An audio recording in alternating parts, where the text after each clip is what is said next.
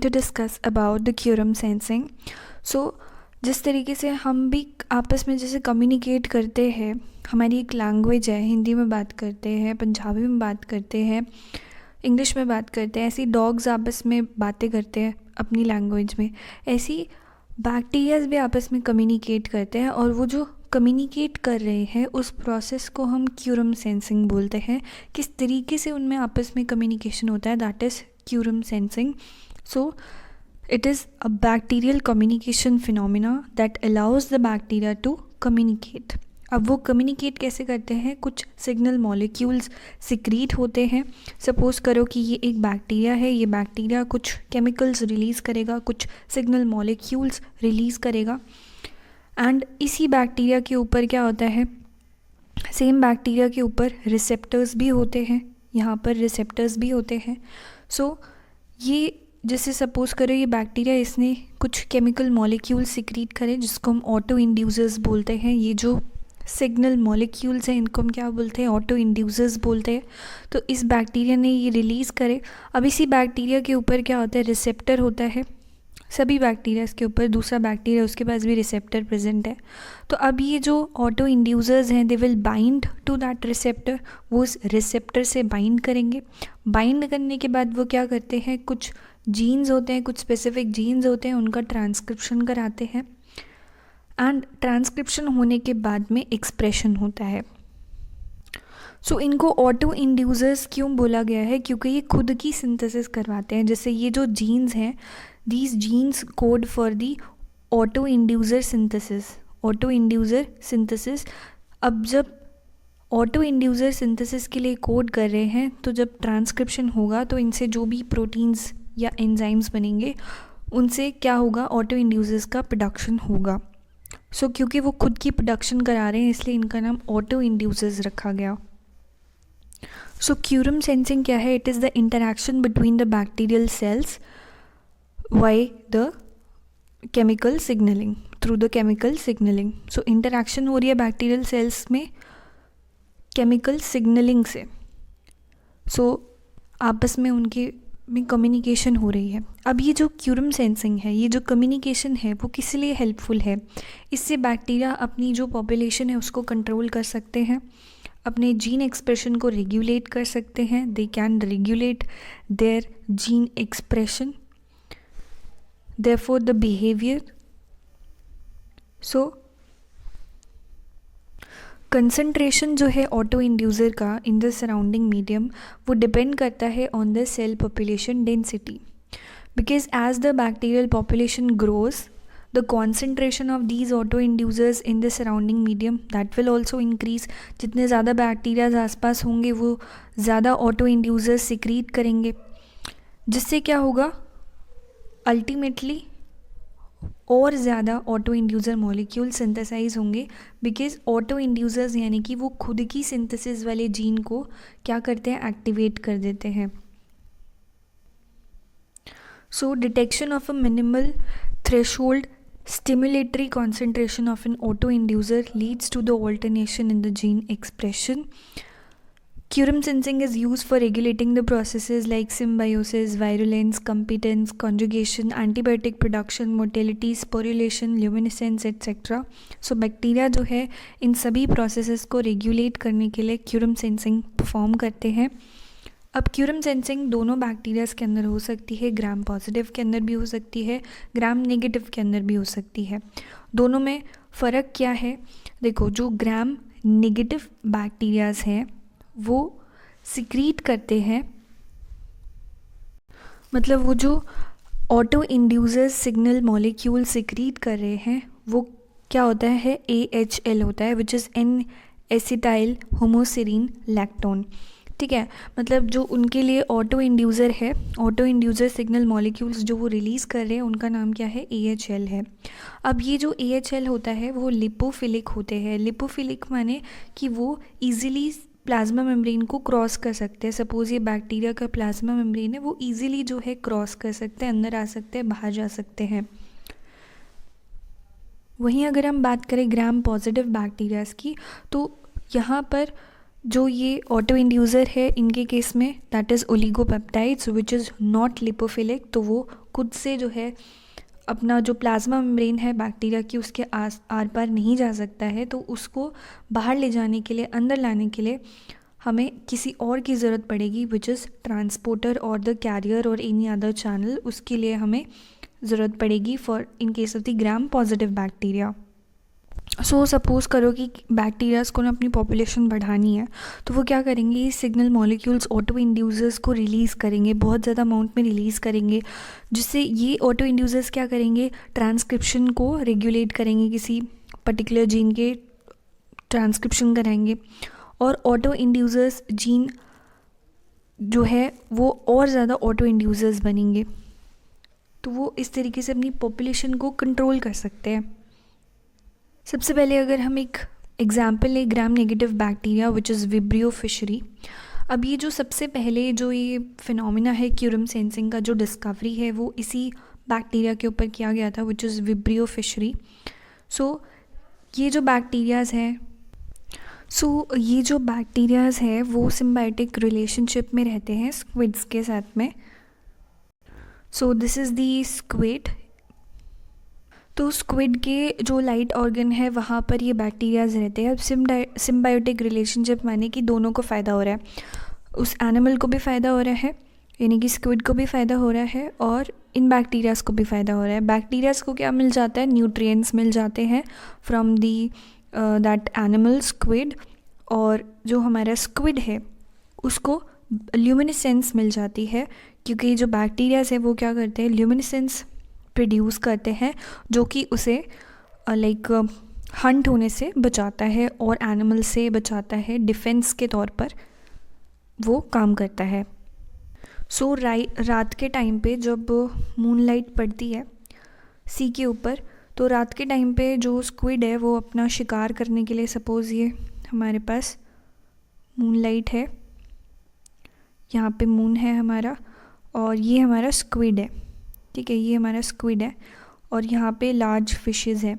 तो ये जो स्क्विड है ना वो सरफेस के ऊपर चला जाता है, और जो मतलब जो हमारी लाइट है, जो लाइट एमिट होती है बैक्टीरिया से, वो जो ल्यूमिनेसेंस है वो डाउनवर्ड होती है, मतलब उसकी जो लाइट है ना वो नीचे की ओर जाती है, उसके बॉडी के नीचे की तरफ वो ग्लो करता है, जिसकी वजह से ये जो लार्ज फिशेस है वो उसको देख नहीं पाती है।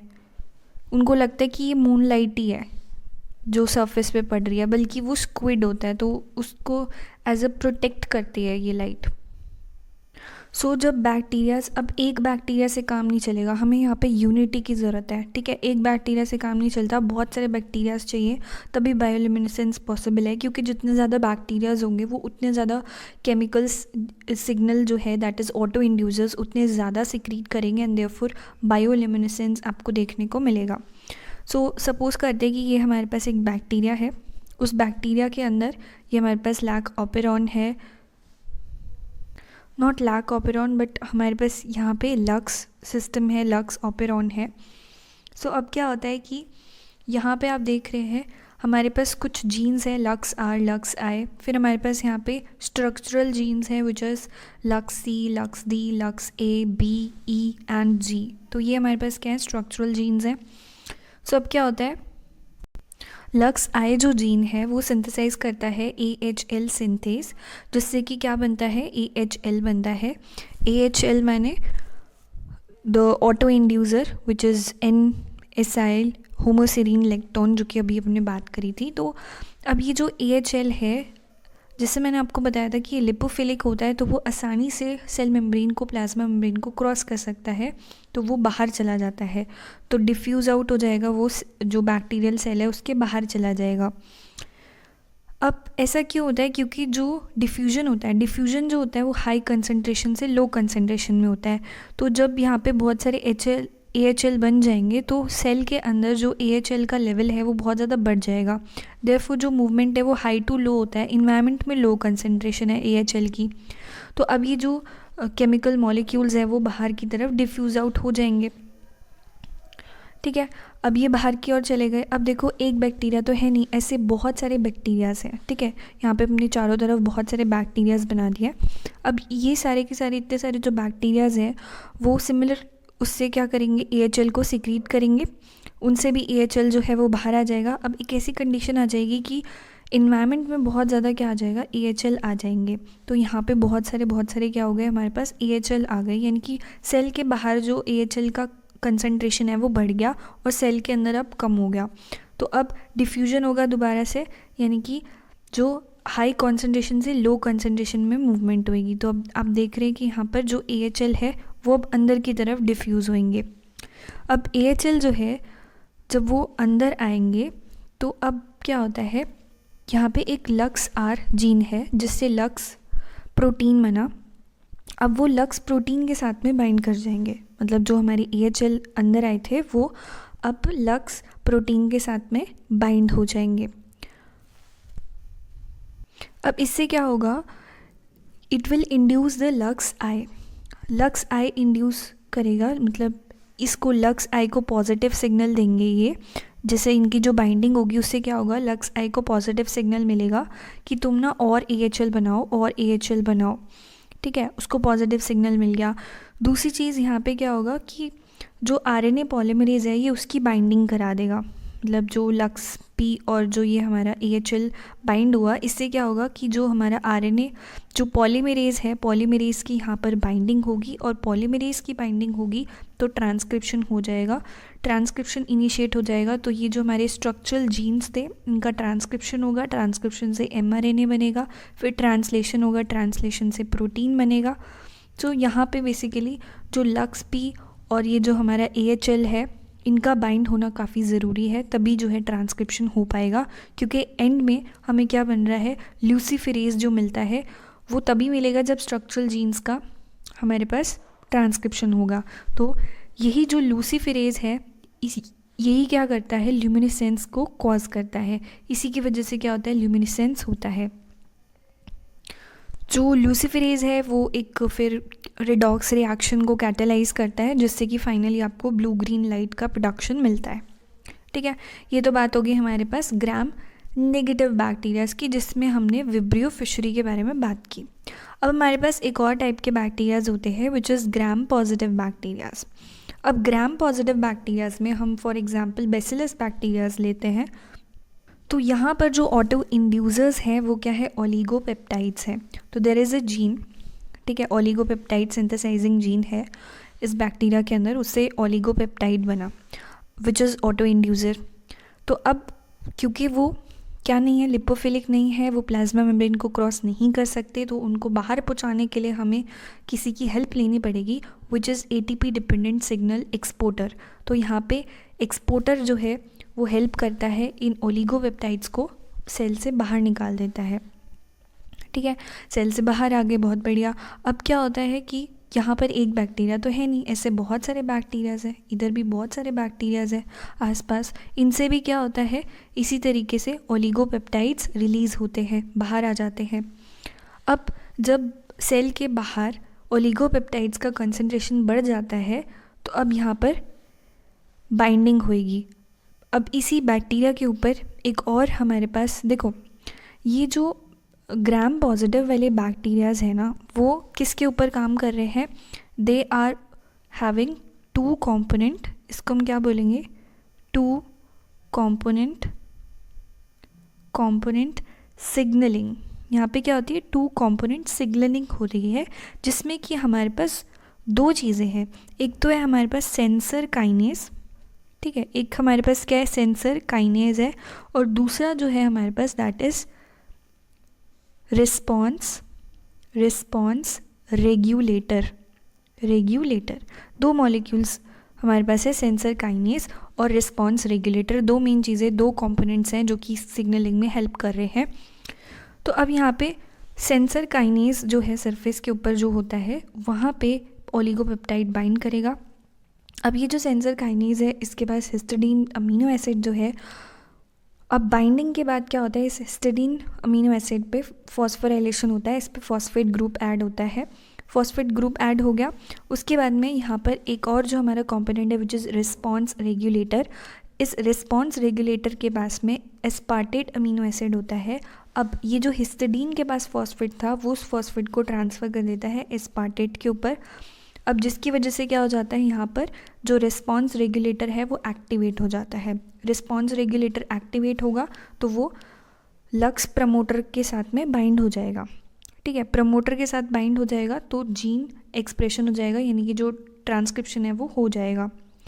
एंड जीन एक्सप्रेशन हो गया, ये जीन वही है जो ओलिगोपेप्टाइड बना रहा है, ये जीन यही है जो ओलिगोपेप्टाइड बना रहा है, तो जीन का एक्सप्रेशन होगा और ज़्यादा हमारे पास ओलिगोपेप्टाइड का सिंथेसिस होगा।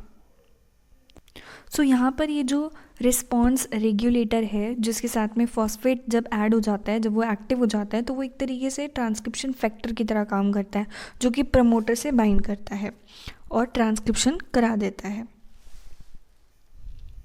जो हमारे पास ग्राम पॉजिटिव बैक्टीरियाज हैं, they communicate using the oligopeptides as signals and two component type membrane bound sensor histidine kinase as receptors. तो यहाँ पे टू कॉम्पोनेंट सिग्नलिंग हो रही है, we need sensor kinase and reporter response regulator, ठीक है। Response regulator चाहिए और सेंसर काइनेस चाहिए, दो कॉम्पोनेंट्स इन्वॉल्व है, इसलिए टू कॉम्पोनेंट सिग्नलिंग इसको बोलते हैं।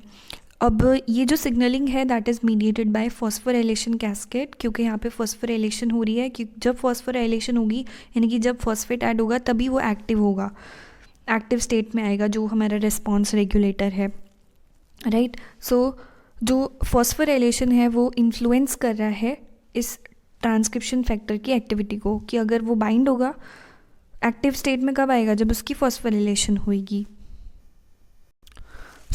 क्यूरम सेंसिंग जो है enables the bacteria to coordinate and to respond quickly to the environmental changes like availability of nutrients, other microbes और टॉक्सिन्स इन देयर इन्वायरमेंट। तो क्यूरम सेंसिंग जो है बेसिकली कम्युनिकेशन है with the help of the signalling molecules, जिनको हम क्या बोलते हैं, ऑटो इंड्यूसर्स बोलते हैं। बैक्टीरियाज का ना ज़्यादा नंबर में होना काफ़ी ज़्यादा ज़रूरी है, मतलब उनकी यूनिटी बहुत ज़्यादा ज़रूरी है, एक बैक्टीरिया से काम नहीं चलेगा। ऐसा क्यों? अगर आप इसी का एग्जाम्पल ले लो, चलो ग्राम नेगेटिव बैक्टीरिया का अगर हम एग्जाम्पल लेते हैं, तो मैंने आपको बोला था कि AHL बनता है यहाँ पर, और AHL की जो कंसंट्रेशन है वो बाहर जब ज़्यादा होती है, कब बाहर ज़्यादा होगी, जब बहुत सारे आसपास बैक्टीरियाज है वो सभी जो है AHL सिक्रीट करेंगे, तब बाहर ज़्यादा होगी कंसंट्रेशन, और जब बाहर ज़्यादा होगी तब वो अंदर आएंगे, क्योंकि हाई कंसंट्रेशन से लो कंसंट्रेशन पे मूवमेंट होती है डिफ्यूजन से। तो अगर बाहर जो है कंसंट्रेशन बहुत ज़्यादा है तभी तो वो अंदर आ पाएंगे, और बाहर कब होएगी, जब बहुत सारे बैक्टीरियाज हैं। मान लो कि बाहर बैक्टीरियाज है ही नहीं, एक दो ही बैक्टीरियाज है, तो बाहर कंसंट्रेशन क्या रहेगी, लो रहेगी, और सेल के अंदर क्या रहेगी, ज़्यादा रहेगी, तो ये मूवमेंट हो ही नहीं पाएगी, AHL जो है वो अंदर आ ही नहीं पाएगा। सो देयरफॉर बहुत सारे बैक्टीरियाज होना यहाँ पर ज़रूरी है। A number of bacterias are required for group action, तभी वो क्या कर पाएंगे, ज़्यादा जो है ऑटो इंड्यूसर्स को प्रोड्यूस कर पाएंगे और ज़्यादा इफ़ेक्टिवनेस हो पाएगी, ज़्यादा बायोल्यूमिनेसेंस प्रोड्यूस कर पाएंगे, आपस में कम्युनिकेट कर पाएंगे। स्क्विड क्या करता है, जैसे मैंने आपको बताया था, bioluminescent glow from its light organ is directed downwards and adjusted to match the intensity of light from the moon and stars, eliminating the squid's shadow. And वहाँ पर अब सपोज करो ये सिचुएशन है, ठीक है, स्क्विड जो है रात का टाइम है, स्क्विड जो है अपने शिकार पे निकला है, एंड भाई वो एक एनिमल को खाने वाले भी बहुत सारे एनिमल होते हैं ना, वही एक बड़ा थोड़ी है, उससे बड़ी बड़ी भी इतनी फिशेज़ हैं, वेल्स हैं, उसको खाने वाले शार्क्स हैं, और भी बहुत उससे बड़े बड़े एनिमल्स हैं जो उसको शिकार कर सकते हैं, एंड उसको खाना ढूंढने के लिए वो रात को जाता है। तो जब वो ऊपर जाता है सरफेस के ऊपर, तो वहाँ पे क्या डल रही होती है, मूनलाइट आ रही होती है, जो समुद्र का सरफेस है वहाँ पे मूनलाइट गिर रही है, और ये जो स्क्विड है उसके अंदर जो हमारे पास बैक्टीरियाज हैं उसके लाइट ऑर्गन में, विच इज़ विब्रियो फिशरी, वो बायोल्यूमिनेसेंस जब प्रोड्यूस करते हैं तो वो जो लाइट है ना वो नीचे की ओर डाउनवर्ड उसके रहती है। तो डाउनवर्ड लाइट जब पड़ती है उसकी बॉडी में, वो क्या हो जाता है, मतलब जो उसके प्रे हैं जिसका वो उसको शिकार करना है वो भी उसको नहीं देख पाते, और जो उससे बड़ी बड़ी फिशेज़ हैं या जो उसको खाना चाहते हैं वो भी उसको नहीं देख पाते, तो वो अपना आसानी से शिकार कर लेता है और शिकार होने से भी बच जाता है। मतलब कोई उसको खा नहीं पाता बिकॉज ऑफ दिस बायोल्यूमिनेसेंस, क्योंकि वो देख ही नहीं पाएंगे, उसको फिगर आउट ही नहीं कर पाएंगे। उनको लगेगा कि ये तो मून लाइट ही पड़ रही है, लेकिन ऐसा नहीं होता, क्योंकि वो सेम जैसी मून लाइट होनी है सेम इंटेंसिटी उसका मैचिंग बिल्कुल ऐसी लाइट जो है ये बैक्टीरियाज जो है इमिट करते हैं। सो thus this help the squid from both bottom dwelling predators and from its own prey. So that's all for today. If you like the video, do share it with your friends and don't forget to subscribe the channel for more updates. Thank you and have a wonderful day.